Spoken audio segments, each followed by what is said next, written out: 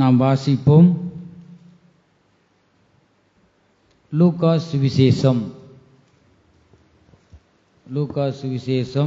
23வது அதிகாரம் 34வது வசனத்தை ஒருவர் சத்தத்தை உயர்த்தி வாசிக்கலாம். லூக்கா சுவிசேஷம் 23வது அதிகாரம் 34வது வசனத்தை ஒருவர் வாசிக்கலாம். அப்பொழுது இயேசு, Father, forgive them, for they know not what they do, and they parted his remained and cost a lot. அப்பொழுது இயேசு, பிதாவே, இவர்களுக்கு மன்னியும், தாங்கள் செய்கிறது இன்னதென்று அறியாதிருக்கிறார்களே என்றார். அவருடைய வஸ்திரங்களை அவர்கள் பங்கிட்டு சீட்டு போட்டார்கள். கர்த்தர் தாமே இப்பொழுது வாசிக்க கேட்டு இந்த வசனத்தின் மூலமாக கர்த்தர் தாமே நம்மோடு பேசும்படியாக நாம் யாவரும் ஜெபிப்போம். எங்கள் அன்பின் இயேசுவே, நாங்கள் உம்மை துதிக்கிறோம், ஸ்தோத்திரிக்கிறோம். அப்பா, இப்பொழுது நாங்கள் வாசிக்க கேட்ட இந்த வசனத்தின் மூலமாக ஆண்டவரே, அடியேனை மறைத்து கர்த்தாவே நீங்க வெளிப்படுங்க, ஒவ்வொரு இருதயங்களிலும் நீங்க பேச முடியாது ஜெபிக்கிறோம். பெரிய காரியங்களை செய்யுங்க, இயேசு கிறிஸ்துவின் மூலமாய் வேண்டிக் கொள்கிறோம் எங்க நல்ல பிதாவே, ஆமென். ஹல்லேலூயா. இந்த கால வேளையிலும் கூட கர்த்தர் நம்மோடு அவர் பேசுகிற வார்த்தைகள் என்ன? இந்த கல்வாரி சிலுவையில 7 வார்த்தைகளை கர்த்தராகிய இயேசு கிறிஸ்து இந்த வேதனையோடு நாம் செய்த பாவங்களுக்காக நம்முடைய பாவங்கள் எல்லாவற்றையும் கல்வாரி சிலுவையிலே அவர் ஏற்றுக்கொண்டு இந்த 7 வார்த்தைகள் 7 வார்த்தைகளை பற்றி இந்த கால வேளையில நாம் பார்க்கிறோம். அது என்ன 7 வார்த்தைகள்? தெரிஞ்சவங்க சொல்லுங்க பார்ப்போம். என்ன 7 வார்த்தைகள்? இந்த கல்வாரி சிலுவையில இயேசு கிறிஸ்து சொன்ன 7 வார்த்தைகளே நீங்க சொல்லுங்க, தெரிஞ்சவங்க. தூங்குறவங்க சத்தத்தை உயர்த்தி சொல்லுங்க, ஹல்லேலூயா. ஏதோ ஒரு ஆத்துமா தூங்குது போல. சரி, தூங்கக்கூடாது. இன்றைக்கு தேவனுடைய அன்பை ஒவ்வொருவரும் ருசி பார்க்க வேண்டும். தேவனுடைய அன்பை ருசி பார்த்தவங்க தேவனுடைய அன்பில் மகிழ்ந்து களி கூற வேண்டும். கர்த்தருடைய பரிசுத்த நாமத்திற்கு மகிமை உண்டாவதாக. பாருங்க, 7 வார்த்தைகள் கல்வாரி சிலுவையில. 1வது மன்னிப்பு. என்னது? மன்னிப்பு. 2வது ரட்சிப்பு. 3வது ஆதரவு. 4வது பாருங்க, என் தேவனே, என் தேவனே, ஏன் என்னை கைவிட்டீர்? இந்த இடத்துல பார்க்கிறோம். 5வது தாகமாயிருக்கிறேன். 6வது எல்லாம் முடிந்தது. 7வது பிதாவே, உம் கரங்களில் என் ஆவியை ஒப்புவிக்கிறேன். இந்த 7 வார்த்தைகளை பற்றி தான் இந்த கால வேளையில கர்த்தர் நம்மோடு பேச விரும்புகிறார். கர்த்தருக்கு ஸ்தோத்திரம். இப்பொழுது வாசிக்க கேட்ட இந்த வசனத்துல, அப்பொழுது இயேசு, பிதாவே, இவர்களுக்கு மன்னியும், தாங்கள் செய்கிறது இன்னதென்று அறியாதிருக்கிறார்களே என்றார். கர்த்தருக்கு ஸ்தோத்திரம். நம்முடைய இயேசு கிறிஸ்து மன்னிக்கிறவராய் இருக்கிறார். இந்த இடத்தில் நாம் பார்க்கிறோம், பிதாவே, இவர்களுக்கு மன்னியும் என்று இயேசு கிறிஸ்து சொல்லுவதை நாம் பார்க்கிறோம். இயேசு கிறிஸ்து அநேகருடைய பாவத்தை அவர் மன்னிக்கிறவராய் இருக்கிறார். கர்த்தருக்கு ஸ்தோத்திரம். இந்த பூமியில அவர் இயேசு கிறிஸ்து இந்த பூமியில சரீரத்தில் இருக்கும் பொழுது எத்தனை வருஷம் வாழ்ந்தார்? எத்தனை வருஷம் ஊழியம் செய்தார்? சொல்லுங்க, தெரிஞ்சவங்க. இயேசு கிறிஸ்து பூமிக்கு எதுக்கு வந்தார்? பாவிகளை ரட்சிக்க கிறிஸ்து இயேசு உலகத்தில் வந்தார், இந்த பூமியில வந்தார். எத்தனை வருஷம் இந்த பூமியில இருந்தார்? எத்தனை வருஷம் ஊழியம் செய்தார்? சொல்லுங்க பார்ப்போம். 33 வருஷம் ஊழியம் செய்தது. 3 வருஷம். ஆகவே அது எல்லாவற்றையுமே நம்ம தெரிந்து கொள்ள வேண்டும். இயேசு என்பது என்ன? எடுத்து வாசிங்க.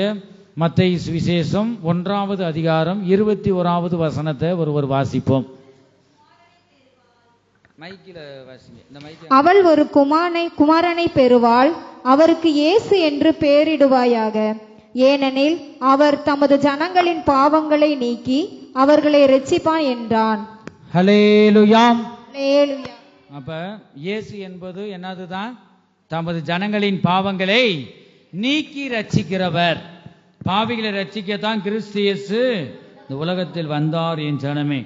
ஆகவே இந்த கடைசி நாட்களை வந்திருக்கிறோம். இந்த கல்வாரி சிலுவையில பாருங்களேன், வந்து அவர் நாம் பாவிகளா இருக்கும் போதே நமக்காக இறங்கி நம்மளை மீட்டு எடுத்தாரே, எவ்வளவு அன்பு இருக்கும். கர்த்தருக்கு ஸ்தோத்திரம். இப்ப நல்லா இருக்கிறவனுக்கே மறிக்கிறதுக்கு யாரும் இல்லை. நம்முடைய இயேசு கிறிஸ்து பாருங்களேன், நாம் பாவியா இருக்கையில் அவர் இறங்கி வந்தார், நம்மளை மீட்டு எடுத்தார். கர்த்தருக்கு ஸ்தோத்திரம். இந்த இயேசு கிறிஸ்து பாருங்க, அநேகருடைய பாவங்களை மன்னித்தார். இந்த இடத்துல பார்க்கிறோம், பிதாவை நோக்கி கூப்பிடுறார். பிதாவே இவர்களுக்கு மன்னியும். இயேசு கிறிஸ்து மன்னிச்சாரே, இந்த பூமியில வாழ்ந்த காலத்துல வந்து பாருங்க, அவர் வந்து உன் பாவம் உனக்கு மன்னிக்கப்பட்டது என்று சொன்னார். ஆனா கல்வாரி சிலுவையில எதற்காக பிதாவை நோக்கி சொன்னார்? பிதாவே இவர்களுக்கு மன்னியும். அவர் மன்னிக்கலாமே, ஏன் இந்த வார்த்தையை சொன்னார் சொல்லுங்க, தெரிஞ்சவங்க சொல்லுங்க. சர்வ லோகத்தின் பாவங்களை அவர் சுமந்தவராக இருந்தார். அவர் பரிசுத்தம் உள்ள தேவன், பாவம் அறியாத தேவன், யாரும் சேரக்கூடாத பரிசுத்தத்தில் வாசம் செய்கிற தேவன். இந்த கல்வாரி சிலுவையில நம்முடைய சர்வ லோகத்தில் உள்ள எல்லாருடைய பாவங்களும் அவர் மேல் சுமத்தப்பட்டது பாருங்க. ஆகவேதான் பிதாவை நோக்கி கூப்பிடுகிறார், அப்பாவை நோக்கி, பிதாவே இவர்களுக்கு மன்னியும். இந்த இயேசு கிறிஸ்து தேவன் என்று அவங்க அறியல இந்த ஜனங்க. அவர் என்ன குற்றம் செய்தார்? ஒரு குற்றமும் கூட இயேசுவிடம் காணவில்லை என்று பிலாத்து வந்து சொல்லுவதை நாம் பார்க்கிறோம். ஒரு குற்றமும் காணவில்லை. அப்ப பாருங்க, வந்துட்டு துன்பப்படுத்துறாங்க, எச்சி காரி துப்புறாங்க, கன்னத்தில் அறைகிறாங்க, அவமானப்படுத்துறாங்க. எவ்வளவு அவமானம்! அந்த மத்தியிலும் கூட தேவன் கோபப்படல. ஒரு பார்வை பார்த்தா போதும், சாம்பலா போயிருவோம். இந்த சிலுவைக்கு கீழே நிக்கிறவங்க வேற யாரும் இல்ல, சிலுவைக்கு கீழே துன்பப்படுத்துறவங்க கல்வாரி சிலுவையிலே ஆணி அறைந்தவர்கள் சொந்த ஜனங்களாய் இருக்கிறார்களே ஜனமே. பரிசியர், சதுசியர், வேத பாரகர் சொந்த ஜனமே கல்வாரி சிலுவையிலே அறைவதை பார்க்கிறோம். நீ தேவன் என்று நீ சொல்றபடியினாலதான் இந்த யூதர்கள் கல் எறிகிறாங்க. நீ மனுஷனா இருக்க தேவன் என்று நீ எப்படி சொல்லலாம்? அவர் நம்முடைய பாவங்களுக்காக இந்த பூமிக்கு வந்தார் என்று இந்த அறிவு இல்லாதபடி இந்த ஜனங்கள் அவர் தேவன் வந்து அறியாதபடிதான் அவமானப்படுத்துறாங்க, கன்னத்தில் அறையிறாங்க. தலையிலே முள்மூடி சூடினோராய் அவர் காணப்பட்டார் என் ஜனமே. அந்த வேதனையோடு தான் இயேசுவை பிதாவை நோக்கி இயேசு கிறிஸ்து கூப்பிடுகிறார். அப்பா பிதாவே இவர்களுக்கு மன்னியும் அப்பா. வந்து அவங்க அறியாம செய்யறாங்க. இந்த இடத்துல அதான் பார்க்கிறோம், அவர்கள் தாங்கள் செய்கிறது இன்னதென்று அறியாது இருக்கிறார்களே, இவர்களுக்கு மன்னியும் பிதாவே. நீங்க கோபப்பட்டுறாதீங்க, அவங்க எரிச்சிடாதீங்க. இவங்களை ரட்சிக்கத்தானே நீ அனுப்புனீங்க, பாவிகளை ரட்சிக்கத்தானே இந்த பூமிக்கு என்ன அனுப்புனீங்க. பிதாவே இவர்களுக்கு ஒரு விஷயம் மன்னியுங்க. பாருங்க, அப்படி பிதாவை நோக்கி நமக்காக பரிந்து பேசினார். எத்தனை பேர் இந்த கால வேளையில மன்னிக்கிற சுபாவம் எத்தனை பேருடைய ஜீவியத்தில் இருக்கு கர்த்தர் காண்கிறார். சின்ன சின்ன வார்த்தையை நம்ம தாங்க முடியலையா? சகிப்பு தன்மை இல்லையா? இந்த வானத்தையும் பூமியும் நம்மை சிருஷ்டித்த தேவன் நமக்காகவே, நம்முடைய பாவங்களுக்காகவே அவர் இரத்தத்தை சிந்தினார். அந்த தெய்வத்தை அவங்க அவமானப்படுத்துறாங்க, சிலுவையிலே ஆணி அடித்து எச்சியை காரி துப்புறாங்க, அவமானப்படுத்துறாங்க, துன்பப்படுத்துறாங்க. அந்த மத்தியிலும் கூட பிதாவே இவர்களுக்கு மன்னியும் என்று சொன்னாரே. இந்த அன்பு எத்தனை பேருக்குள்ள இருக்கிறது என் ஜனமே? சிறு பிள்ளைகள் வந்து வெளியில நிக்கிற சிறு பிள்ளைகள்லாம் வரணும், வாலிப பிள்ளைகள் யாரும் வெளியில உட்காரக்கூடாது. இருக்கிறது சிறு கூட்டமாக இருக்கிறோம், அநேகர் வரல. வருஷத்துக்கு ஒரு தூரம் பாருங்க, தேவனுடைய அன்பை வந்து ருசி பார்க்க விருப்பம் இல்லாதவர்களா இருக்காங்க. ஆகவே இது கடைசி காலம், அப்படிதான் இருப்பாங்க. ஆகவே அவரெல்லாம் வந்து கெட்டு போயிடக்கூடாது. இயேசு கிறிஸ்துவின் ரத்தம் அந்த பூமியில சிந்தப்பட்ட நோக்கம் இந்த சிறியோரில் ஒருவராகிலும் கெட்டு போவது தேவனுக்கு சித்தமில்லை. ஆகவே நாம் இந்த கடைசி நாட்கள் வந்திருக்கிறோம். தேவனுடைய அன்பை நாம் ஒவ்வொருவரும் ருசி பார்க்க வேண்டும். இந்த இடத்துல அதை நாம் அதான் பிதாவை நோக்கி கூப்பிடுகிறார். ஆண்டவரே, இவர்கள் செய்கிறது தாங்கள் செய்கிறது இன்னதென்று அறியவில்லை, பிதாவை இவர்களுக்கு மன்னியும் என்று சொல்லுவதை நாம் பார்க்கிறோம். கர்த்தருக்கு ஸ்தோத்திரம். மனுஷகுமாரனுக்கு பாவங்களை மன்னிக்க அதிகாரம் உண்டு என்று வசனத்தில் இருக்கு பாருங்க. அநேகருடைய பாவங்களை மன்னித்தார், உன் பாவம் உனக்கு மன்னிக்கப்பட்டது என்று சொன்னார். இந்த கல்வாரி சிலுவையிலே சர்வலோகத்தின் பாவங்களை சுமந்தவராய் இருந்தபடியினால் பிதாவை நோக்கி இவர்களுக்கு மன்னியும் என்று நமக்காக இயேசு கிறிஸ்து பரிந்து பேசினார். கர்த்தருக்கு ஸ்தோத்திரம். நாம் பார்க்கிறோம் அந்த கல்வாரி சிலுவையில பாருங்க வந்துட்டு மர சிலுவை, சிலுவர்லாம் கிடையாது, சிலுவை மரத்தினால் செய்யப்பட்ட மர சிலுவையில அவர் அறையப்பட்டார் கர்த்தராகிய இயேசு கிறிஸ்து. அந்த நாட்களில் 3 தண்டனைகள் இருந்தது. 3 தண்டனைகள், முக்கியமா 3 தண்டனைகள். அதை பற்றி நாம் பார்ப்போம். அந்த நாட்கள்ல பாருங்க, கல்லெறிந்து கொல்லப்படுவாங்களாம். 2வது உயிருடன் எரித்து கொல்லப்படுவாங்களாம். 3வது மரத்திலே தூக்கு போட்டு கொல்லப்படுவாங்களாம். 3 தண்டனைகள் தான். அதுதான் மர சிலுவை தண்டனையை கர்த்தர் ஏற்றுக்கொண்டார். 1வது பார்க்கிறோம், கல்லெறிந்து கொல்லப்படுவார்கள். யோசுவா 7வது அதிகாரம் 25, 26 அந்த வசனத்திலையும் எழுதிக்குங்க. வீடுகளில் நீங்க பாருங்க, நேரம் இல்லாததுனால எழுதிட்டு வீடுகளில் நீங்க பாருங்க. யோசுவா 7வது அதிகாரம் 25, 26லையும் அப்போஸ்தலர் நடபடிகள் 7வது அதிகாரம் 59 6வது வசனத்திலும் கூட 6 வரை நாம் வாசிக்கிறோம். அந்த இடத்துல பாருங்க, 2வது உயிருடன் எரித்து கொல்லப்படுவார்கள். அப்படி தண்டனை அந்த நாட்கள் இருந்தது. உயிருடன் எரித்து கொல்லப்படுவார்கள். சங்கீத புஸ்தகம் 106வது சங்கீதம் 18வது வசனத்திலையும், வெளிப்படுத்தல் விசேஷம் 17வது அதிகாரம் 16வது வசனத்திலையும் நாம் பார்க்கிறோம். சங்கீத புஸ்தகம் 106, 18, வெளிப்படுத்தல் விசேஷம் 17வது அதிகாரம் 16வது வசனத்திலையும் நாம் பார்க்கிறோம். 3வது மரத்திலே தூக்கி போடப்பட்டு கொல்லப்படுவார்கள் என்று எஸ்தர் 2வது அதிகாரம் 23வது வசனத்திலும், ஆதியாகமம் 40வது அதிகாரம் 19வது வசனத்திலையும் நாம் பார்க்கிறோம். இந்த 3 தண்டனையில நம்முடைய கர்த்தராகிய இயேசு கிறிஸ்து இந்த கல்வாரி மர சிலுவை தண்டனையிலே, மரமாகிய சிலுவையிலே அவர் தூக்கப்பட்டவராய் அவர் நமக்காக மரித்து 3ஆம் நாளில் உயிர்த்தெழுந்தார். என் ஜனமே, ஏன் மரத்தால் செய்யப்பட்ட சிலுவையில ஏன் அடிக்கப்பட வேண்டும்?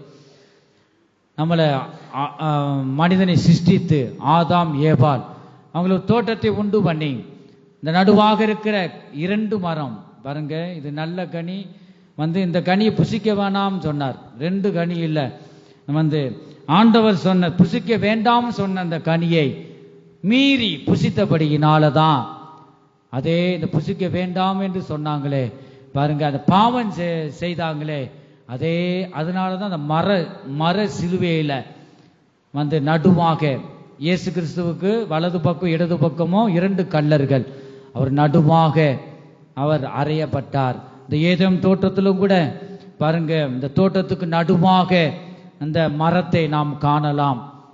கர்த்தருக்கு ஸ்தோத்திரம். அதே மாதிரி வேதத்துல பார்க்கிறோம், அவர் பிறப்பு கிழக்க, அவருடைய மரணம் கூட கிழக்கு திசை என்று வேதம் சொல்லப்பட்டிருக்கு. கர்த்தருக்கு ஸ்தோத்திரம். ஆகவே இந்த கடைசி காலத்தில் நாம் வந்திருக்கிறோம். நாம் செய்த பாவத்தை, இந்த கனியை புசிக்க வேண்டாம் சொன்ன நாம் மீறி நாம் பாவத்துக்குள்ள நாம் விழுந்து கிடந்தோம். தூதரு கூட நம்ம கை கொடாமல் நமக்காக கை கொடுத்து தூக்கி எடுத்தாரே, இந்த அன்பை எத்தனை பேர் நாம் பார்க்கிறோம் பாருங்க. பிதாவை நோக்கி நமக்காக பரிந்து பேசுகிறார் இயேசு கிறிஸ்து. ஆகவே இந்த நாட்களிலும் கூட நாம் மன்னிக்கிற சுபாவம் நம் குடும்பங்களிலும் கூட நமக்கு வேண்டும். கர்த்தருக்கு ஸ்தோத்திரம். இயேசு கிறிஸ்து சிலுவையில் அறையப்பட்ட திசை கிழக்கு திசை என்று நாம் பார்க்கிறோம். 2வது பார்க்கிறோம், இயேசு கிறிஸ்து பிறப்பும் கூட கிழக்கு திசை என்று மத்தேயு சுவிசேஷம் 2வது அதிகாரம் 2வது வசனத்துல நாம் பார்க்கிறோம்.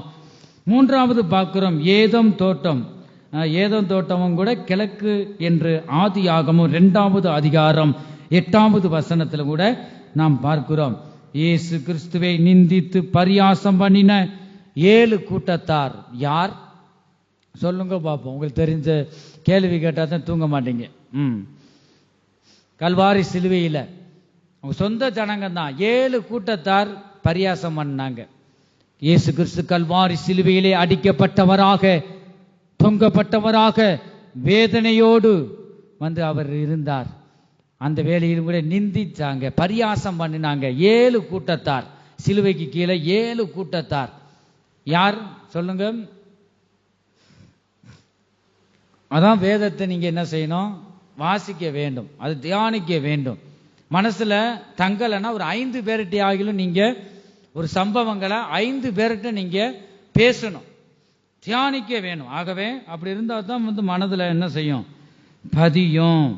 மத்தேயு சுவிசேஷம் 27வது அதிகாரம் 27:31 இந்த இடத்துல பார்க்கிறோம். போர் சேவகர்கள் சிலுவைக்கு கீழே பரியாசம் பண்ணின 7 கூட்டத்தார்ல முதலாவது கூட்டத்தார் போர் சேவகர்கள் என்ன செய்யறாங்க, பரியாசம் பண்றாங்க. 2வது பார்க்கிறோம் வழி போக்கர். வழி போக்கர் அந்த வழியா போறவங்க பரியாசம் பண்றாங்க. மத்தேயு சுவிசேஷம் 27வது அதிகாரம் 39-40 அந்த வசனத்துல நாம் பார்க்கிறோம் வழிபோக்கர் என்று இந்த இடத்துல நாம் பார்க்கிறோம். 3வது நாம் பார்க்கிறோம் பிரதான ஆசாரியர் என்று நாம் பார்க்கிறோம். மத்தேயு சுவிசேஷம் 27வது அதிகாரம் 41வது வசனம் வீடுகளில் போய் நீங்க வாசித்து பாருங்க.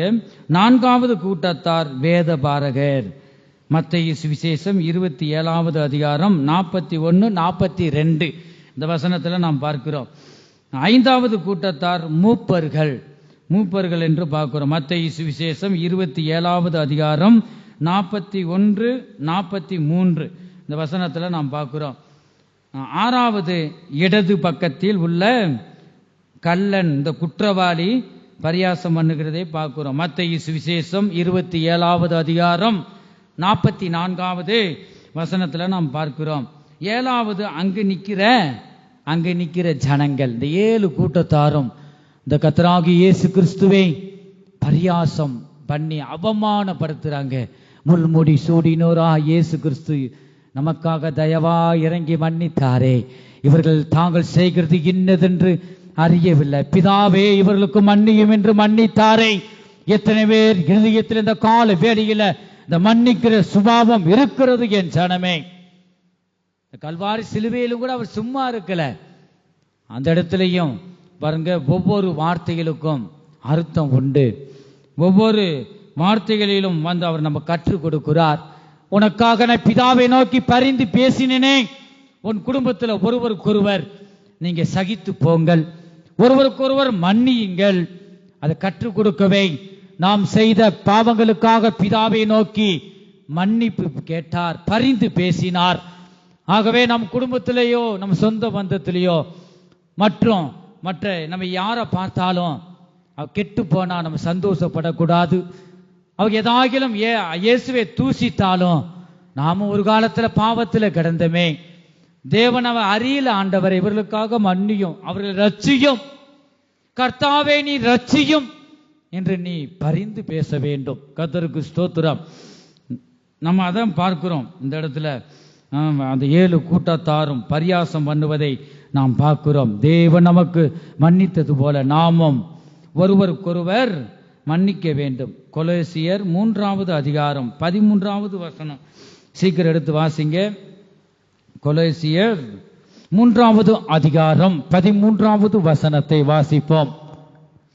ஒருவரையொருவர் தாங்கி ஒருவர் பேரில் ஒருவருக்கு குறைபாடு உண்டானால், ஒருவர் தாங்கி ஒருவர் பேரில் ஒருவருக்கு குறைபாடு உண்டானால் கிறிஸ்து உங்களுக்கு மன்னித்தது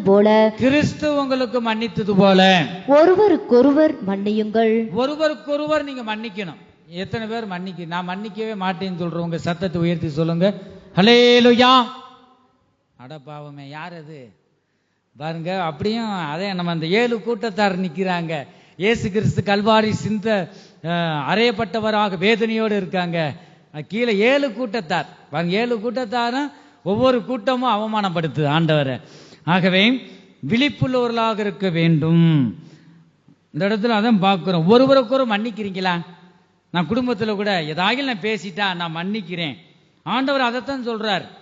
உங்க குடும்பத்திற்கு சொந்த பந்தத்துக்கு மட்டும் மன்னிக்க கூடாது, உங்களை அறியாதவங்க வரும்பொழுது நீங்க மன்னிக்கிறீங்களா? ஒரு கணத்துல இருந்த மறு கணத்தை காமிக்கிறீங்களா?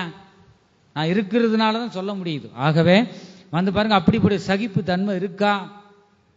இயேசு கிறிஸ்துவின் வழி இடுக்கமானதா இருக்கிறது, அது உள் பிரவேசிக்கிறவர்கள் சிலர். என் ஜனமே, இந்த உபதேசம் கடினமா தான் இருக்கும். இந்த கடினமான உபதேசத்திலே நீ கடந்து போய்விட்டால் நித்தியமான இந்த ராஜ்யத்தை நீ பெற்றுக் கொள்வோம். நாம் இந்த ராஜ்யத்தை நீ பெற்றுக் கொள்வாய். எத்தனை பேர் இந்த இப்படிப்பட்ட பாதையில நாம் போறோம்? நம்ம அவமானப்படுத்தும் போது நாம் சகிக்கிறோமா? ஒரு கணத்துல இருந்த 10 அடி மறுபடியும் அடிக்கிறோமா? நீ சகிப்பு தன்மை உனக்கு இருக்கிறதா? 1 கொரிந்தியர் 13வது அதிகாரம் 13வது வசனத்துல நாம் பார்க்கிறோம், விசுவாசம், நம்பிக்கை, அன்பு, இவைகளில் அன்பே பெரியது என்று நாம் பார்க்கிறோம். அந்த அன்பு கலாத்தியர்ல பார்க்கிறோம். 9 வித ஆவியின் கனிகளில முதலாவது கனி அன்பு. அன்புனா யாரு? அவர்தாம் தேவன். அன்பில்லாதவன் தேவனை அறியான். வார்த்தை என்பது தேவனாயிருக்கிறார், அன்பு என்பது தேவனாயிருக்கிறார். அந்த அன்பு எத்தனை பேருக்குள்ள? ஒருவருக்கொருவர் மன்னிக்கிற சுபாவம் நமக்கு இருக்கிறதா? நீ மன்னிப்பாயானால் கர்த்தர் உன்னை உயர்ந்த ஸ்தானத்திலே வைப்பார். இயேசு கிறிஸ்து நமக்காக பரிந்து பேசினார், கர்த்தர் மன்னித்தார். சகல அதிகாரத்தையும் இயேசு கிறிஸ்துவுக்கு கொடுத்தோம். பாருங்க, அவர் எதுவுமே நம்மளை பயன்படுத்தல. இப்படி நம்மளை தூசிக்கிறாங்களேன்னு பார்த்தா போதும், எரிஞ்சு போய் விடுவோம். அதெல்லாம் ஆண்டவர் செய்யல, நமக்காக தயவாய் இறங்கி மன்னித்தாரே. கர்த்தருக்கு ஸ்தோத்திரம். ஆகவே நாம் கூட அந்த குடும்பங்களிலும் ஒருவருக்கொருவர் என்ன செய்ய வேண்டும்? மன்னிக்கிற சுபாவம் வேண்டும். எபேசியர் 4வது அதிகாரம் 32வது வசனத்தை நான் வாசிக்கும் போது, எபேசியர் 4வது அதிகாரம் 32, ஒருவருக்கொருவர் தயவாயும் மன உருக்கமாயும் இருந்து கிறிஸ்துவுக்குள் தேவன் உங்களுக்கு மன்னித்தது போல குமாரன் கூப்பிடும் போது தேவன் உங்களுக்காக மன்னித்தாரே, அதுபோல நீங்களும் ஒருவருக்கொருவர் மன்னியுங்கள். எத்தனை பேர் மன்னிக்கிற சுபாவம்? அந்த கால வேளையில ஒரு மனிதன், ரட்சிக்கப்பட்ட மனிதனுக்குள்ள தேவனுடைய அன்பு இருக்குமானா? ஏதாவது பேசிட்டா நீ பதில் பேச மாட்ட. பாருங்க, நீ மௌனமா அமைதியா இருப்ப. அதான் புத்தியில ஸ்திரீகள் எதுவுமே எதிர்த்து பேச மாட்டாங்க, நல்லதை பேசுவாங்க. ஒரு வார்த்தை பேசுனா அவங்களுக்கு பிரயோஜனமா இருக்குமா? நன்மையை உருவாக்குமா? இல்லைன்னா பேசுற வார்த்தையின் மூலம் அவங்க பாதிக்கப்படுவாங்களா? ஒரு தடவைக்கு 7 தரம் சிந்தித்து பேசுவாங்க. என் ஜனமே, இந்த கால வேளையிலும் கூட நாம் எத்தனை பேர் நாம் சிந்தித்து உணர்ந்து நன்மையான வார்த்தைகளை நாம் பேசுகிறோம்? ஒருவருக்கொருவர் மன்னிக்கிற சுபாவம் நமக்கு இருக்கிறது. மன்னிப்பு என்பது தேவன் நமக்கு கொடுத்த கட்டளையா இருக்கிறது. அப்ப ஒரு மனிதன் மன்னிக்கிற சுபாவம் இருந்தா போதும், உயர உயர மேல ஆண்டவர் மேன்மைப்படுத்தி விடுவார். ஆகவே பாருங்க, இந்த மன்னிக்கிற சுபாவம் இயேசு கிறிஸ்து சொன்னா, உனக்காக நான் மன்னிச்சபடினாலதான் பிதாவிடம் பரிந்து பேசினேன். ஆகவே பிதாவின் வலது பார்சத்துல இயேசு கிறிஸ்து வீட்டு இருக்கிறார். என் ஜனமே, ஒவ்வொன்றும் நமக்கு காண்பித்து போயிருக்கிறார். அது போலவே இந்த பூமியில நான் உனக்கு சொல்லிட்டு போல நான் உனக்கு செய்து காண்பித்தேன். நான் செய்து காண்பித்து உனக்கு அடிச்சுவடுகளை வைத்து போயிருக்கிறேன். இந்த வழியில நீ செல்லுவாயானால் நான் இருக்கிற இடத்துக்கு நீ வரலாம். நானே வழியும் சத்தியமும் ஜீவனமாயிருக்கிறேன். என்னாலே இல்லாமல் ஒருவனும் பிதாவினிடத்தில் வரான். பாருங்க, அவர் பார்க்கவே முடியாது. இயேசுவின் வழியாக ஒருவன் பிரவேசித்தால் மாத்திரமே அந்த வழியா போய் தான் அங்க போக முடியும். கர்த்தருக்கு ஸ்தோத்திரம். வேற வழியே இல்லை. இயேசுவே ரட்சிப்பா இருக்கிறார். அவராலே என்று வேற ரட்சிப்பு இந்த பூமியில இல்ல. நாம் ஒருவருக்கொருவர் நாம் மன்னிக்க வேண்டும். கர்த்தருக்கு ஸ்தோத்திரம். மன்னிப்பு என்பது தேவன் நமக்கு கொடுத்த கட்டளையா இருக்கிறது. சொல்லுங்க எல்லாரும், நம்ம நாவல அறிக்கை எடுங்க. மன்னிப்பு என்பது என்ன? தேவன் நமக்கு கொடுத்த கட்டளை. மன்னிப்பு என்பது என்ன? தேவன் நமக்கு கொடுத்த கட்டளை. எத்தனை பேர் இந்த மன்னிக்கிற சுபாவம் இருக்கு? நான் மன்னிக்கிற சுபாவம் இருக்கு, நான் மன்னிப்பேன். இதுவரைக்கும் இல்லை, இனிமேலாவது நான் மன்னிச்சா நம்ம குறைஞ்சு போக மாட்டோம். பாருங்க, அந்த மன்னிக்கிற சுபாவம் எனக்குள்ள இந்த கால வேளையில தேவன் தர வேண்டும். இந்த கல்வாரி அன்பை ஊற்றப்பட வேண்டும். இந்த மன்னிக்கிற அந்த குணங்கள் சுபாவத்தை கத்த தர வேண்டும் சொல்றவங்க சத்தத்தை உயர்த்தி சொல்லுவோம். அல்லேலூயா, அல்லேலூயா, அல்லேலூயா. கர்த்தருடைய பரிசுத்த நாமத்திற்கு மகிமை உண்டாகட்டும். மன்னிப்பு என்பது தேவன் நமக்கு கொடுத்த கட்டளையாயிருக்கிறது. ஜனமே, நாம் மன்னிக்க மன்னிக்க நம்மை உயர்ந்த ஸ்தானத்தில் வைப்பார். மத்தேயு சுவிசேஷம் 18வது அதிகாரம் 21, 22 இந்த இடத்துல நாம் பார்க்கிறோம். 12 சீசர்கள்ல ஒருவர் பேதுரு இந்த இயேசு கிறிஸ்துவிடம் கேட்கிறதை நாம் பார்க்கிறோம். அப்பொழுது பேதுரு அவரிடத்தில் வந்து, ஆண்டவரே, என் சகோதரன் எனக்கு விரோதமாய் குற்றம் செய்து வந்தால் நான் எத்தனை தரம் மன்னிக்க வேண்டும்? 7 தரம் மட்டுமோ என்று கேட்டான். அவர் கேட்கிறாரு, ஆண்டவரே, 12 சீசர்ல ஒருவர் தான் பேதுரு. வந்துட்டு அவர் கேட்கிறாரு, ஆண்டவரே, ஓயாம தப்பு பண்றானே, எப்படி நான் மன்னிக்க முடியும்? என்ன ஆண்டவரே, ரொம்ப கடினமாவில் இருக்கு உபதேசம் சொல்லிட்டு அது மனசுல வச்சுதான் ஓயாம தப்பு பண்றான், எப்படி மன்னிக்க முடியும்? இந்த சந்தேகத்தை தீர்க்கணுமே. அதை இயேசு கிறிஸ்துவிடம் இந்த பேதுரு சொல்ற, சகோதரன் எனக்கு விரோதமாய் குற்றம் செய்து வந்தால் நான் எத்தனை தரம் மன்னிக்க வேண்டும்? 7 தரம் மட்டுமோ என்று கேட்டான். அதற்கு இயேசு, 7 தரம் மாத்திரம் அல்ல, 70 மட்டும் என்று உனக்கு 70 தரம் மட்டும் என்று உனக்கு சொல்லுகிறேன் என்று இயேசு சொன்னார். கர்த்தருக்கு ஸ்தோத்திரம். 70 தரம் என்பது எத்தனை தரம்? 490 தரம். 490 தரம். அதுக்கு மேலேயே பாருங்க, நீங்க மலிங்கி போயிடும். நீங்க குற்றம் செஞ்சுட்டு மறுபடியும் நீங்க மன்னிச்சுக்கிட்டே இருங்க. தேவன் மன்னிச்சாரா இல்லையா? நீங்க இயேசு கிறிஸ்துவ பாருங்க, அவர் அடிச்சுவோட வச்சு போயிருக்கார், சொல்லிட்டு போல. ஆகவே நீங்க மன்னிக்காத பேதுரு கேட்கிறாரு, 490 தரத்துக்கு மேலேயே ஆகுது. 70 தரம் என்பது அதுக்கு மேலேயே நீ மன்னித்து கொண்டு இருப்பாய், ஆனால் கர்த்தர் உன்னை உயர்த்தி வைப்பார். என் ஜனமே, நீ மன்னிக்க குறைஞ்சு போக மாட்ட, கர்த்தர் மேல மேல உன்னை கொண்டு போவார். கர்த்தருக்கு ஸ்தோத்திரம். வந்து பாருங்க, அந்த நாட்கள் அதான் பார்க்கிறோம். மன்னிக்கிற சுபாவத்தை கர்த்தர் இந்த நாட்களில் ஒவ்வொருவருக்கும் கர்த்தர் தருவாராக. 2வது வார்த்தை இந்த கல்வாரி சிலுவையில பார்க்கிறோம், ரட்சிப்பு. லூக்கா சுவிசேஷம் 23வது அதிகாரம் 43வது வசனத்தை சீக்கிரம் எடுத்து வாசிப்போம். இயேசு அவனை நோக்கி, இன்றைக்கு நீ என்னுடனே கூட பரதீசில் இருப்பாய் என்று மெய்யாகவே உனக்கு சொல்கிறேன் என்றார். ஹல்லேலூயா. முதல் வார்த்தை என்னது? மன்னிப்பு. சத்தத்தை உயர்த்தி சொல்லுவோம். முதலாவது வார்த்தை என்னது? மன்னிப்பு. அது மாதிரி கேட்கறது மாத்திரமல்ல, தேவன் நமக்காக பிதாவிடம் பரிந்து பேசினார், மன்னித்தார். அது மாதிரி நம்ம என்ன செய்யணும்? நமக்கு விரோதமாய் வர்றவங்களை நம்ம மன்னிக்கணும், அவங்களை நேசிக்கணும். அந்த உங்களை துன்பப்படுத்துவதற்காக நீங்க என்ன செய்யுங்க? ஜெபம் பண்ணுங்க. அப்ப இந்த மன்னிக்கிற சுபாவம் நமக்குள்ள வந்து விட வேண்டும். முதலாவது வார்த்தை மன்னிப்பு. 2வது ரட்சிப்பு. இயேசு அவனை நோக்கி, எவனை நோக்கி? இயேசு அவனை நோக்கி, இன்றைக்கு நீ என்னுடனே கூட பரதேசியில் இருப்பாய் என்று மெய்யாகவே உனக்கு சொல்லுகிறேன் என்றார்.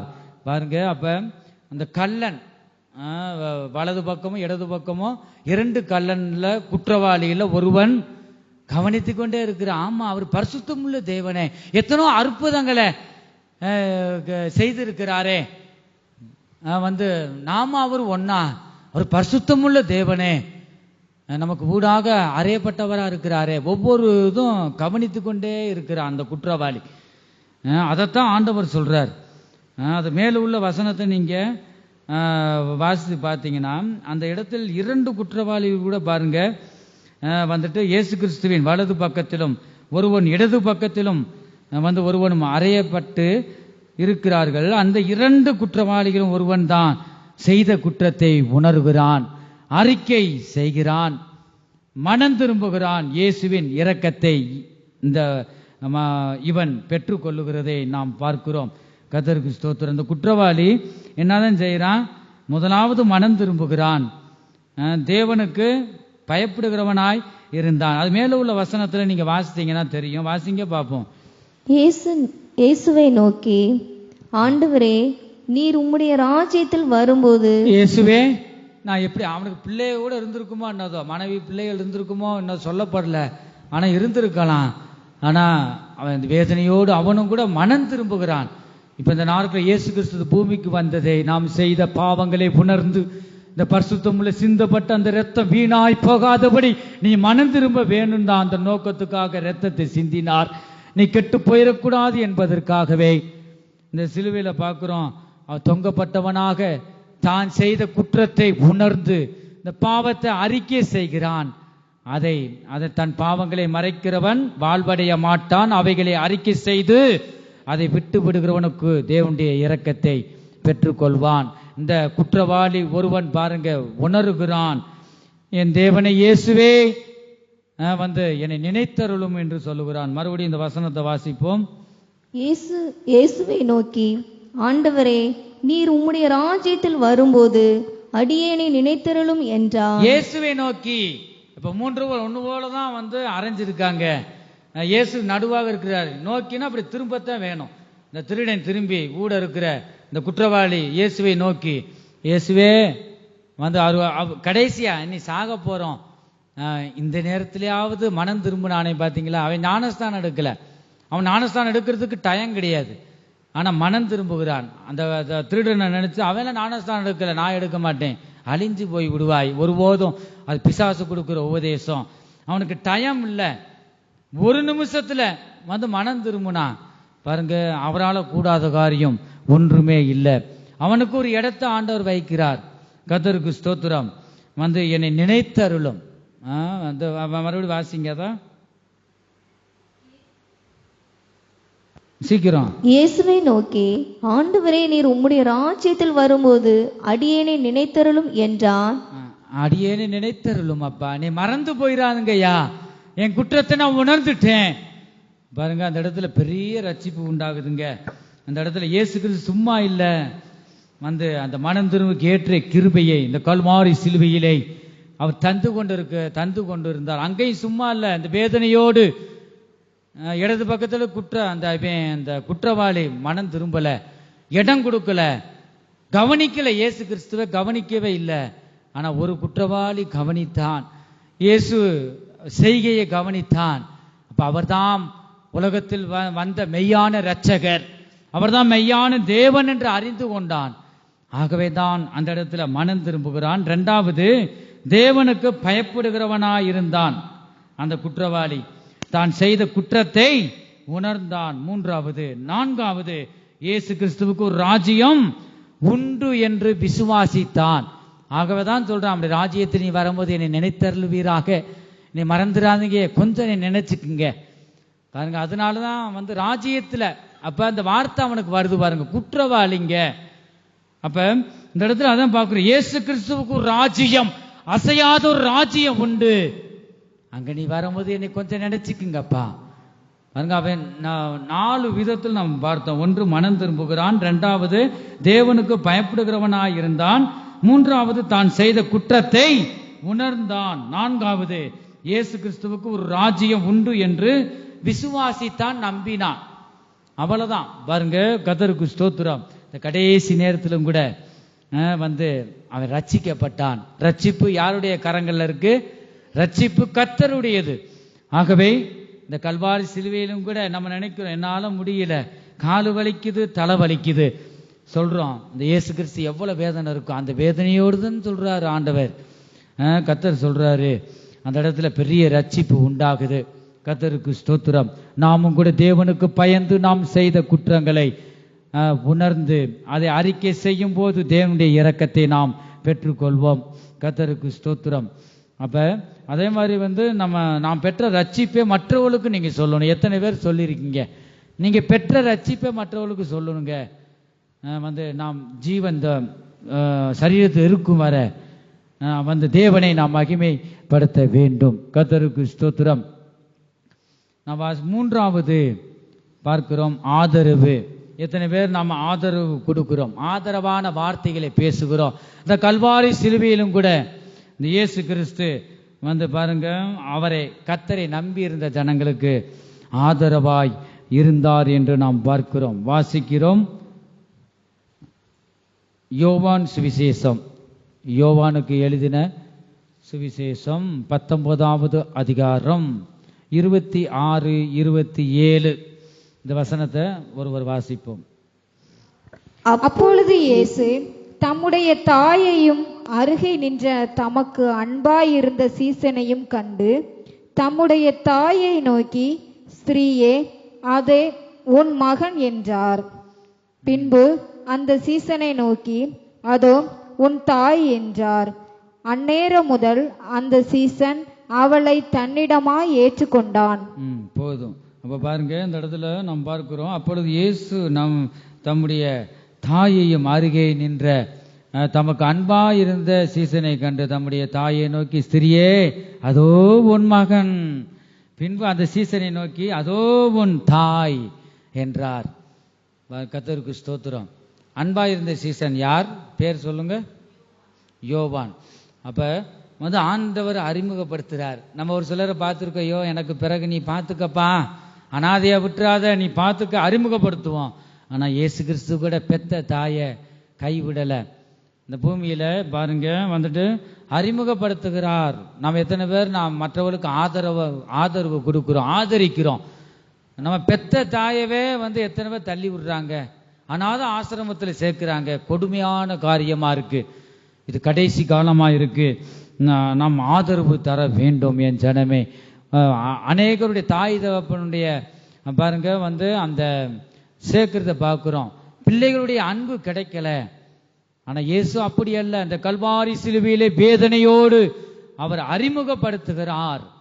அந்நேரம் முதல் சேர்த்து கொண்டான் என்று நாம் பார்க்கிறோம். அது போலவே நாம் கொடுக்கப்பட்ட தகப்பனையும் தாயையும் கனம் பண்ண வேண்டும். அதுல 10 கட்டளையில அது ஒரு கட்டளை, உன் தகப்பனை உன் தாயையும் கனம் பண்ணுவாயாக. நாம் கனம் பண்ண வேண்டும். மற்றும் வயதானவர்களை நாம் ஆதரிக்க வேண்டும். கர்த்தருக்கு ஸ்தோத்திரம். ஆண்டவர் ஒவ்வொன்றும் சொல்லிட்டு போயிருக்கிறார், அதை நாம் கடைபிடிக்க வேண்டும். கர்த்தருக்கு ஸ்தோத்திரம். முதலாவது வார்த்தை என்ன? மன்னிப்பு. இரண்டாவது ரட்சிப்பு. மூன்றாவது ஆதரவு. ஆகவே நாம் ஆதரிக்கிறவர்களாய் நாம் காணப்பட வேண்டும். நான்காவது என்ன? நாம் வாசிப்போம் மார்க்கு சுவிசேஷம் 15வது அதிகாரம் 34வது வசனம். மார்க்கு சுவிசேஷம் 15வது அதிகாரம் 34வது வசனத்தை ஒருவர் வாசிப்போம். 9ஆம் மணி நேரத்திலே இயேசு ஏலோயி ஏலோயி லாமா சபக்தானி என்று மிகுந்த சத்தமிட்டு கூப்பிட்டார். அதற்கு, என் தேவனே, என் தேவனே, ஏன் என்னை கைவிட்டீர் என்று அர்த்தமாம். பாத்தீங்களா? 4வது வார்த்தை என்னது? 4வது வார்த்தை தேவனே, என் தேவனே, ஏன் என்னை கைவிட்டீர் என்று பிதாவை நோக்கி இயேசு கிறிஸ்து சொல்லுவதை நாம் பார்க்கிறோம். கர்த்தருக்கு ஸ்தோத்திரம். இந்த இடத்துல ஏன் சொல்லணும்? அவர் தெய்வம் பாருங்க, சகல அதிகாரம் இருக்கு. இந்த வார்த்தை ஏன் சொல்லணும்? சொல்லுங்க பாப்போம். என் தேவனே, என் தேவனே, ஏன் என்னை கைவிட்டீர்? ஒரு தெய்வம், ஆண்டவர் பிதாவை நோக்கி சொல்றாரு. நம்ம சொல்றோம்ல, அப்பா உன்னையே நம்பி இருந்தேன், இப்படி கைவிட்டியே, மோசம் பண்ணிட்டியே, அப்படி சொல்றத நீங்க பார்த்திருப்பீங்க. இயேசு கிறிஸ்து சொல்றாரு, என் தேவனே, என் உம்மை விட்டா நான் அங்க போவேன், ஏன் என்னை கைவிட்டீர்? கல்வாரி சிலுவையிலே சொல்றார். எதுக்காக சொன்னார்? நம்ம வருஷம் வாரம் கேட்கிறோம் அந்த 7 வார்த்தைகளை. அதுக்கு நம்ம சரியான விளக்கத்தை நாம் அறிந்து கொள்ள வேண்டும். அப்பொழுதுதான் மற்றவர்களுக்கு நாம் சொல்ல முடியும். சொல்லுங்க, என் தேவனே, என் தேவனே, ஏன் என்னை கைவிட்டீர்? எதற்காக சொன்னார்? சொல்லுங்க, எதுக்காக சொன்னார்? நீ கேட்டு நான் சொல்ல மாட்டேன், எனக்கு தெரியாது சொல்றவங்க ஹல்லேலூயா சொல்லுங்க. ஹல்லேலூயா. யாரோ ஒரு தெரியல போலுக்கு. சரி, அப்ப பாருங்க, இந்த வார்த்தையை சொல்லுவதற்கு காரணம் என்ன? கர்த்தருடைய பரிசுத்த நாமத்திற்கு மகிமை உண்டாவதாக. ஏன் இந்த வார்த்தையை சொல்ல வேண்டும்? அந்த குமாரனில் சுமத்தப்பட்ட பாவங்களையும் பாடுகளையும் பிதாவானவர் பார்க்க முடியவில்லை. பாருங்க, அதனால தான் சொல்றாரு, பிதாவானவர் இயேசுவுக்கு கிருபையை தந்து கொண்டே இருந்தார். எப்ப சிலுவையில் அறையப்பட்ட போது கூட பிதாவின் கிருபை, நாம் கூட அவருடைய கிருபை இல்லைன்னா நம்மளால ஒண்ணுமே செய்ய முடியாது, அசைய முடியாது. அதுதான் உண்மை. நாம் நிற்பதும் நாம் நிர்மூலமாகாமல் இருப்பதும் அவருடைய சுத்த கிருபை. இயேசு கிறிஸ்துவுக்கு பிதாவின் கிருபை இருந்தது. இந்த ஒரு நொடி ஒரு இமைப்பொழுதுல கண்ணை மூடி முழிக்க அந்த பிதா முகத்தை ரேச திருப்பிட்டாருங்க. ஏன்னா பார்க்க முடியல, கொடூரமா இருக்கு. சாட்ட அடி, முதுகலாம் தழும்புகளால் இரத்தத்தை சிந்தினவராய் உலகத்தில் இருக்க சர்வ லோகத்தில் உள்ள பாவங்களை சுமந்தவராய் இருக்கிறார் நம்முடைய பிதாவான தேவன். அவர் யாரும் சேரக்கூடாத மத்தியில வாசம் செய்கிறார், பரிசுத்தத்தில் வாசம் செய்கிற தேவன். அவர் பாவத்தை பார்க்க முடியாது, பாவத்தை பார்க்க மாட்டாத சுத்த கண்ணன் என்று நாம் பார்க்கிறோம். அதனாலதான் இந்த கொடூரத்தை பார்க்க முடியல. ஆகவே ஒரு நிமிஷம் தான் தலைய அப்படியே முகத்தை திருப்பினார். அந்த ஒரு நொடியில தான் இந்த வார்த்தையை சொல்றார் இயேசு கிறிஸ்து, பிதாவே பிதாவே ஏன் என்னை கைவிட்டீர் என்று இந்த வார்த்தையை சொல்லுவதை நாம் பார்க்கிறோம். கர்த்தருக்கு ஸ்தோத்திரம். இந்த கால வேளையில் கூட நாம் எத்தனை பேர் நம்முடைய தேவன் கைவிடாத தேவனாய் இருக்கிறார். அவர் கைவிட மாட்டார், அவர் விலக மாட்டார். அவருடைய கிருபைதான் நம்மளை ஒவ்வொரு நாளும் தாங்கி கொண்டிருக்கிறது. கர்த்தருக்கு ஸ்தோத்திரம்.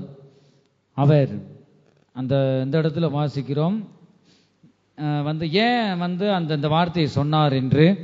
இன்னும் அந்த ஏசாயா தீர்க்கதரிசியின் புஸ்தகம் 59வது அதிகாரம் 2வது வசனத்துல நாம் பார்க்கிறோம்.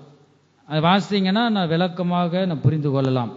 ஏசாயா தீர்க்கதரிசியின் புஸ்தகம் 59வது அதிகாரம் 2வது வசனம். உங்கள் அக்கிரமங்களே உங்களுக்கும் உங்கள் தேவனுக்கும் நடுவாக, உங்கள் அக்கிரமங்களை உங்களுக்கும் உங்கள் தேவனுக்கும் நடுவாக பிரிவினை உண்டாக்குகிறது.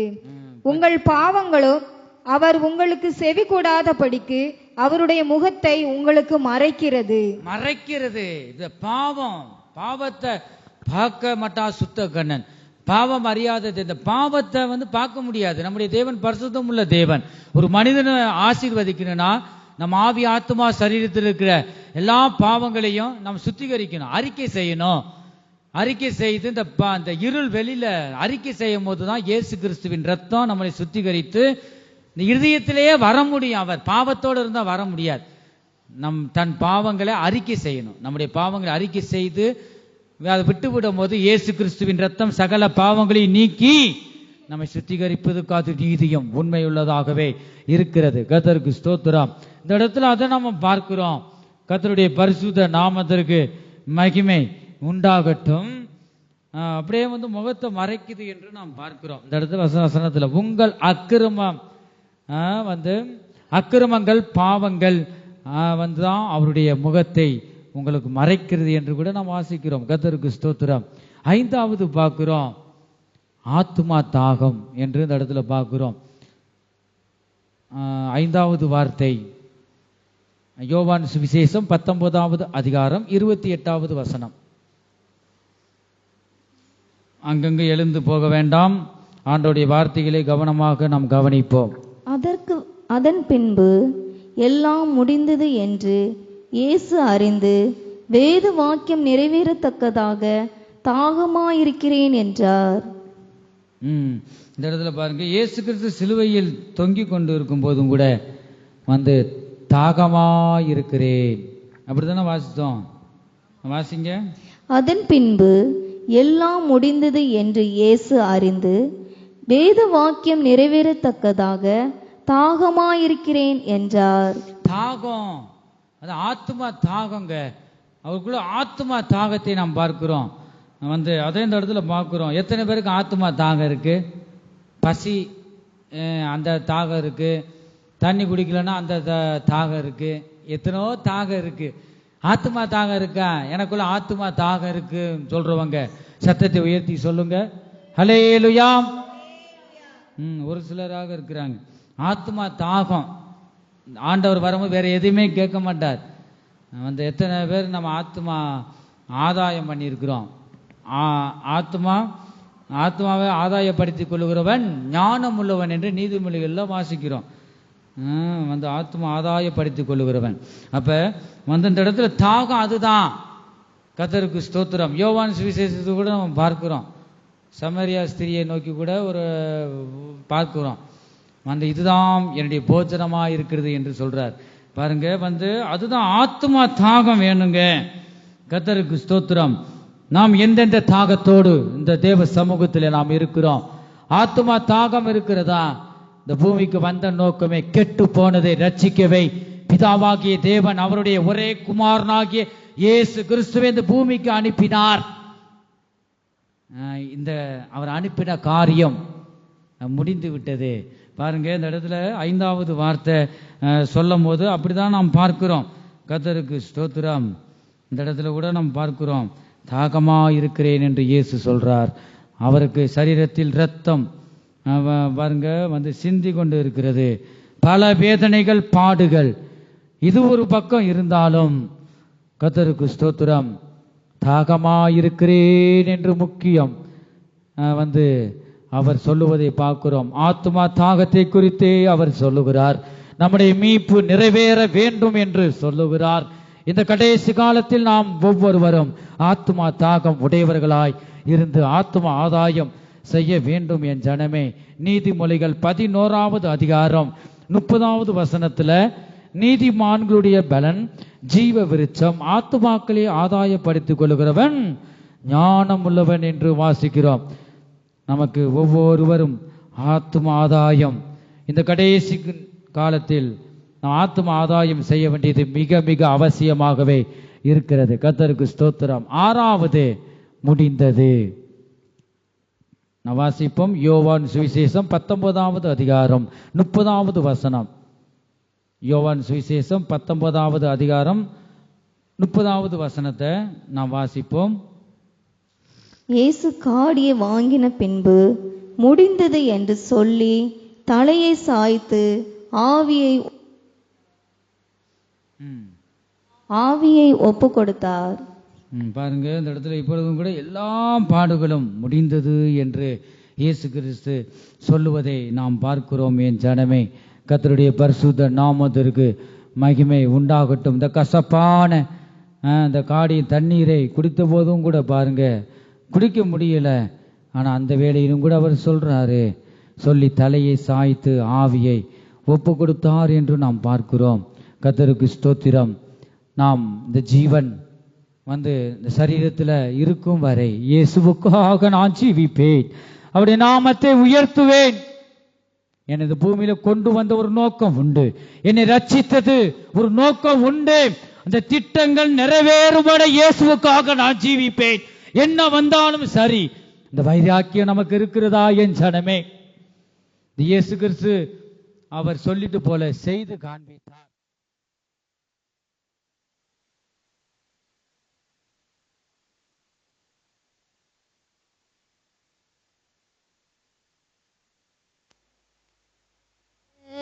நீ என்ன செய்தாய், உனக்காக நான் மரித்தேனே, எனக்காக நீ என்ன செய்தாய், எனக்காக நீ என்ன செய்தாய், உனக்காக நான் மரித்தேனே, எனக்காக நீ என்ன செய்தாய், உனக்காக நான் மரித்தேனே, எனக்காக நீ என்ன செய்தாய், எனக்காக நீ என்ன செய்தாய், உனக்காக நான் மரித்தேனே, எனக்காக நீ என்ன செய்தாய். ஹல்லேலூயா.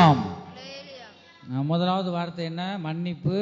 2வது ரட்சிப்பு. 3வது ஆதரவு. 4வது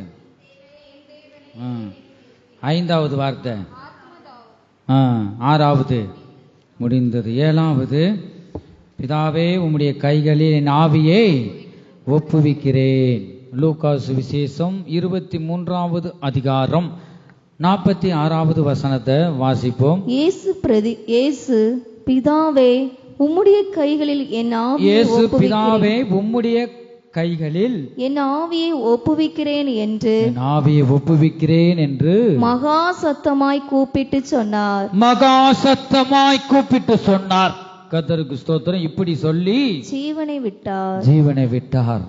இயேசு கிறிஸ்து பாவத்தையும் சாபத்தையும் வியாதியும் பிசாசையும் மரணத்தையும் ஜெயித்தவராய் இந்த 7வது வார்த்தையை அவர் சொல்லி முடித்தார். என் ஜனமே, இயேசு கிறிஸ்து கல்வாரி சிலுவையில் சொன்ன முதல் வார்த்தையும் சரி, கடைசி வார்த்தையும் சரி, பிதாவே என்று சொல்லுகிறதை நாம் பார்க்கிறோம். கர்த்தருக்கு ஸ்தோத்திரம்.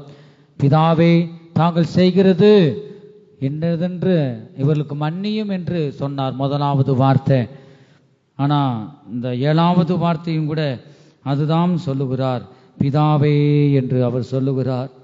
கர்த்தருக்கு ஸ்தோத்திரம். இந்த கடைசி காலத்தில் வந்திருக்கிறோம் என் ஜனமே. பிதாவே உம்முடைய கைகளில் என் ஆவியை ஒப்புவிக்கிறேன் என்று சொல்றார். ஆரம்பம் நமக்கு முக்கியம் இல்ல, நம்முடைய முடிவு சம்பூர்ணமாய் காணப்பட வேண்டும்.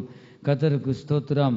அவருடைய அன்பை விட்டு பிரியாதபடி தேவனுடைய அன்பிலே நிலைத்திருந்து, கர்த்தருக்குள்ள நிலைத்திருந்து, கர்த்தர் நம் இருதயத்தில் வாசம் செய்து நல்ல வழியிலே சென்று யாருடைய உதவியும் நாடாதபடி கடைசி காலத்தில் ஒரு பூர்ணமான ஒரு மரணத்தையும் பாருங்க தேவனை சந்திக்கணும். யாருடைய உதவியும் அவமானப்பட்டு ரொம்பயும் மோண்டுகிட்டு பாருங்க பயங்கரமான ஊத்துருவோம், மற்றவங்களுக்கும் கஷ்டப்படக்கூடாது. இந்த இயேசு கிறிஸ்து பாருங்க எவ்வளவு அழகாக, பிதாவே என் ஆவியை உன் கைகளில் ஒப்புவிக்கிறேன் இந்த இடத்துல சொல்றாரு. கர்த்தருக்கு ஸ்தோத்திரம். ஆகவே நாம் கூட இந்த கடைசி காலத்தில் வந்திருக்கிற நாம் முடிவு சம்பூர்ணமாக காணப்பட வேண்டும். இயேசு கிறிஸ்து பாருங்க, அவர் பிதா சொன்ன அவ்வளவு சித்தத்தை செய்து முடித்தார். ஒரு எழுத்தாகிலும் அவர் செய்யாம போல சொன்னார், அவர் செய்து காண்பித்தார், நமக்கு அடிச்சுவடுகளை வைத்து போனார். கர்த்தருக்கு ஸ்தோத்திரம். இந்த இடத்துல தான் நம்ம பார்க்கிறோம், இயேசு கிறிஸ்து உலகத்தில் வாழும் போதும் கூட பிதாவோடு ஐக்கியம் உள்ளவராய் பிதாவின் சித்தம் மட்டுமே செய்கிறவராக இருந்தார். சங்கீத புஸ்தகம் 31வது சங்கீதம் 5வது வசனத்துல பார்க்கிறோம், உமது கைகளில் என் ஆவியை ஒப்புவிக்கிறேன் என்று பார்க்கிறோம். பாருங்க, அவருடைய புதிய ஏற்பாடு பழைய ஏற்பாடிலேயே சொல்லப்பட்டிருக்கிறது. நீங்க எழுதி வச்சுக்கோங்க. சங்கீத புஸ்தகம் 31வது சங்கீதம் 5வது வசனத்துல உமது கையில் என் ஆவியை ஒப்புவிக்கிறேன். போதும் பாருங்க. அதே மாதிரி நீதிமொழிகள் 20வது அதிகாரம், நீதிமொழிகள் 20வது அதிகாரம் 27வது வசனத்துல நாம் பார்க்கிறோம், மனுஷனுடைய ஆவி கர்த்தர் தந்த தீபமாய் இருக்கிறது, அது உள்ளத்தில் உள்ளவைகளெல்லாம் ஆராய்ந்து பார்க்கும். அப்ப நமக்குள்ள இருக்கிற ஆவி யாருடையது? கர்த்தர் தந்தது. நினைத்தப்ப நான் சாக போறேன்னு சொல்லிட்டு ஆண்டவர் கொடுத்ததை நம்ம என்ன செய்யக்கூடாது, தற்கொலை பண்ணியோ இப்படி செத்தா நரகத்துக்கு தான் போவோம். ஆகவே நம்ம சரீரத்தில் இருக்கிற ஆவி கர்த்தர் தந்தது. ஆகவே நம்ம நாவுல அப்படிப்பட்ட வார்த்தைகள் வரவே கூடாது. கர்த்தருக்கு ஸ்தோத்திரம். மனுஷனுக்குள் ஆவி, ஆத்மா, சரீரம் என்ற 3 பிரிவுகள் இருக்கிறது என் ஜனமே. அதில் ஆவி மேன்மையானதா இருக்கிறது. கர்த்தருக்கு ஸ்தோத்திரம். இந்த சரீரத்தில் இந்த ஆவி இல்லைன்னா என்ன ஆகும்? தூக்கி அமுக்குங்க, நாத்தான் நாரும். பாருங்க, இந்த ஆவி, ஆத்மா, சரீரத்தில் எதுதான் மேன்மையானது? ஆவிதான்.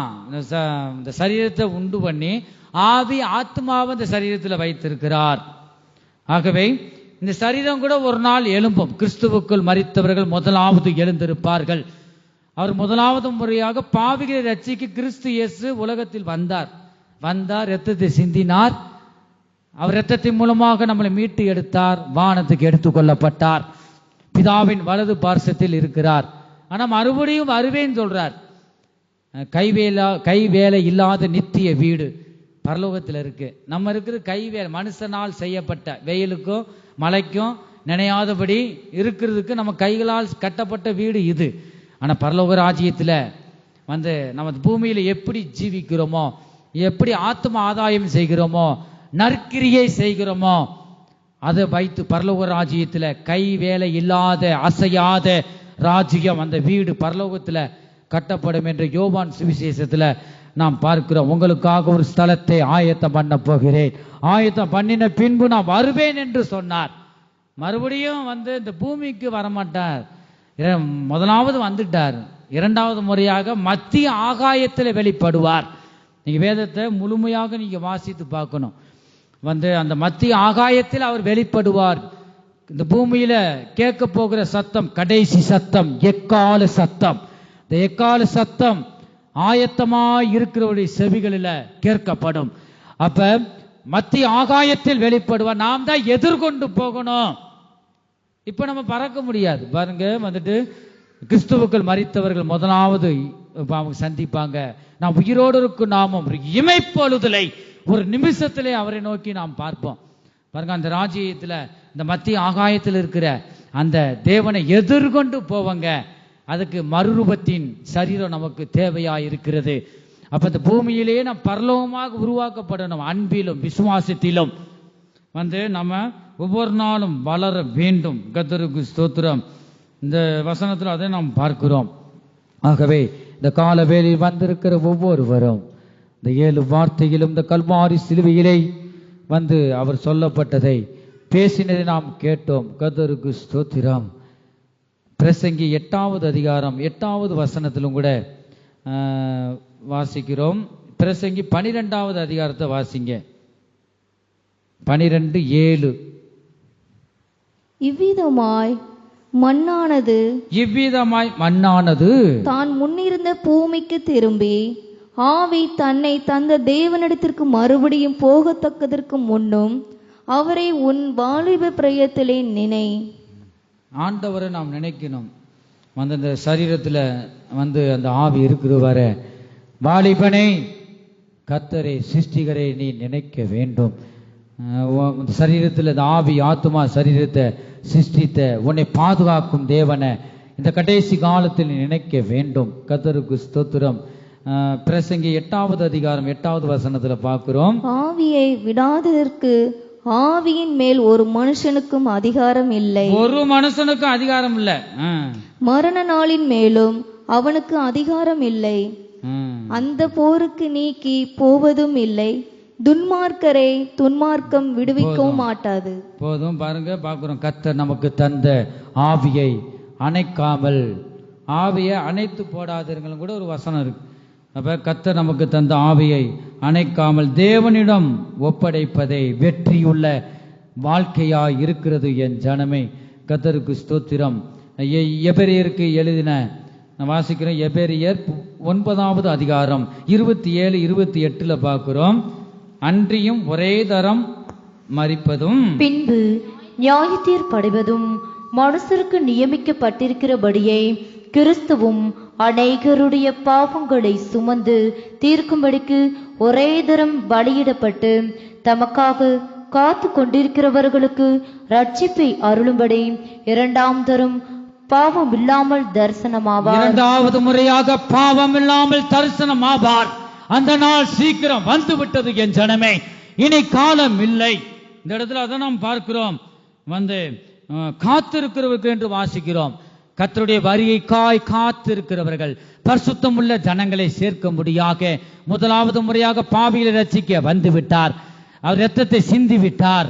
இந்த இரத்தத்தால், பரிசுத்தமுள்ள இரத்தத்தால் கழுவப்பட்ட ஜனங்களை சேர்க்க முடியாய், சிந்தையில் சுத்தமுள்ள ஜனங்களை சேர்க்க முடியாக, வருகைக்காக காத்திருக்கிற ஜனங்களை சேர்க்க முடியாக 2வது முறையாக பாவம் இல்லாமல் இயேசு கிறிஸ்து ராஜாதி ராஜா வெளிப்படுவார் என்று நாம் பார்க்கிறோம். கர்த்தருக்கு ஸ்தோத்திரம். அவரை சந்திக்க நாம் எத்தனை பேர் ஆயத்தமாயிருக்கிறோம்? கர்த்தருடைய பரிசுத்த நாமத்திற்கு மகிமை உண்டாகட்டும். நம்முடைய தேவன் மரணத்தையும் பாதாளத்தையும் ஜெயித்தவராய் இருக்கிறார். அவர் ஜீவிக்கிறார். ஆகவே நாமும் ஜீவிக்கிறோம். நாம் பெற வேண்டிய சிலுவை தண்டனையை அவர் ஏற்றுக்கொண்டார் அல்லவா?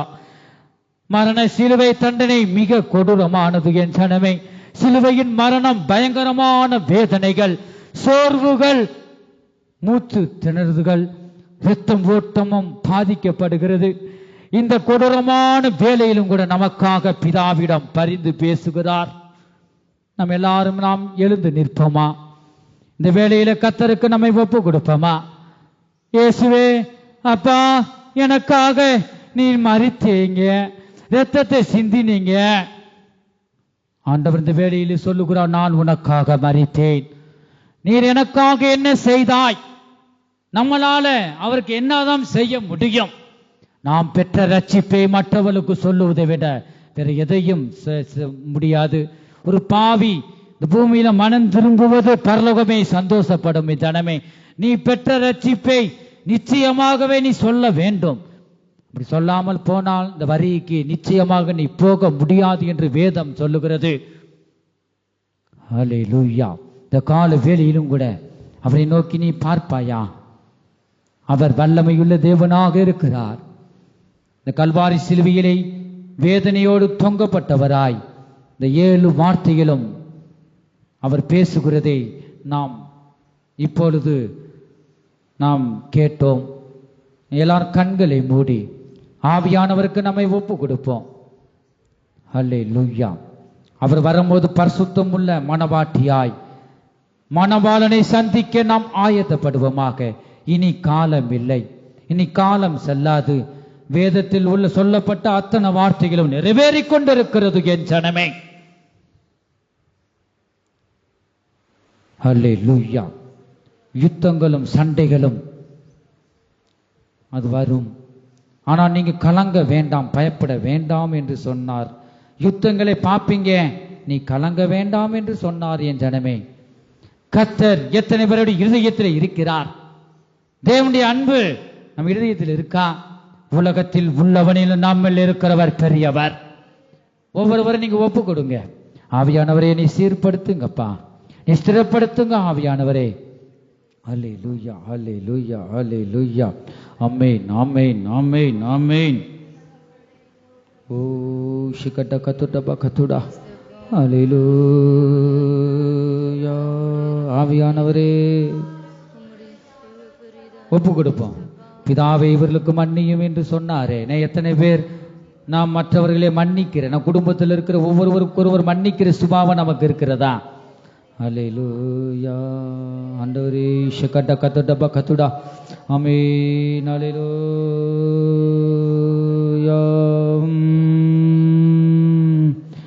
அப்பா,